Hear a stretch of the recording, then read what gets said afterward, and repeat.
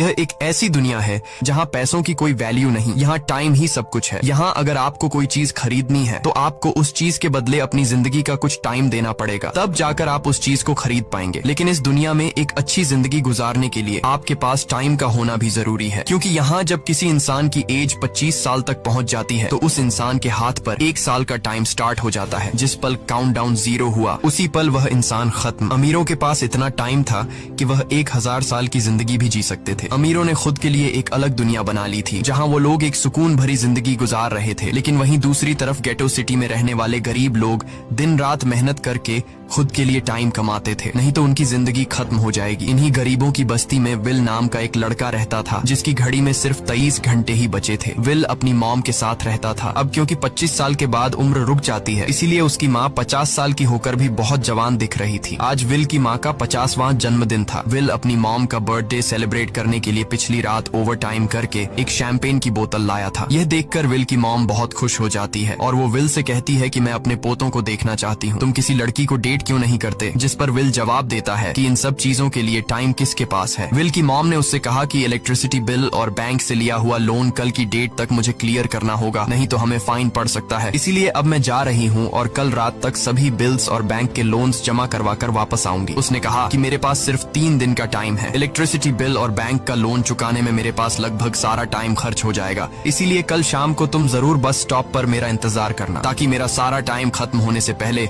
मैं तुमसे कुछ टाइम ले सकूं। इस पर विल ने कहा ठीक है, मैं टाइम पर पहुंच जाऊंगा। जाने से पहले विल की माँ विल के हाथ को छूकर उसकी बॉडी में 30 मिनट ट्रांसफर करती है ताकि विल अच्छा नाश्ता खरीद कर खा सके। इसके बाद दोनों अपने अपने काम पर निकल गए। रास्ते में विल के पास एक छोटी बच्ची आती है। वो विल को एक कैप्सूल देकर विल से उसका थोड़ा सा टाइम मांगती है। विल मुस्कुराते हुए उस छोटी बच्ची को कैप्सूल में अपनी जिंदगी का 5 मिनट का टाइम दे देता है और वह चली जाती है। यहाँ हमें पता चलता है कि यह लोग अपने टाइम को एक कैप्सूल में स्टोर भी कर सकते हैं, जिससे यह लोग कभी भी यूज और ट्रांसफर कर सकते हैं। इसके बाद विल काम के लिए फैक्ट्री पहुंच जाता है। काम शुरू करने से पहले वह कॉफी लेने जाता है, लेकिन वहाँ वह देखता है कि हर एक चीज का दाम डबल हो गया है। जहां पहले कॉफी 2 मिनट की मिलती थी, अब उसका प्राइस डबल होकर 4 मिनट हो चुका है। यहाँ पर कभी भी किसी चीज का भी दाम बढ़ा दिया जाता है बिना किसी अनाउंसमेंट के। ये बात विल को बहुत बुरी लगती है। मजबूरी में विल ने भी कॉफी के लिए अपनी जिंदगी के 4 मिनट पे किए और काम पर लग गया। दिन भर के काम के बाद रात के वक्त विल अपने दोस्त के साथ एक बार में जाता है। विल का दोस्त एक नंबर का शराबी था। वह हर वक्त शराब के नशे में टली रहता। विल का दोस्त विल को इशारे में बताता है